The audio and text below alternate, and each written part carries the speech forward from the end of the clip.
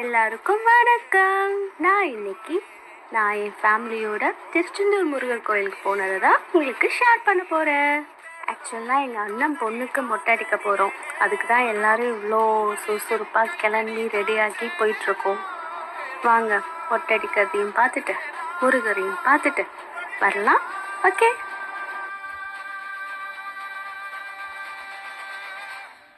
நம்ம முருகர் கோயிலுக்கு வந்தாச்சு. பாருங்க முருகர் கோயில் எவ்வளோ அழகாக இருக்குன்னு.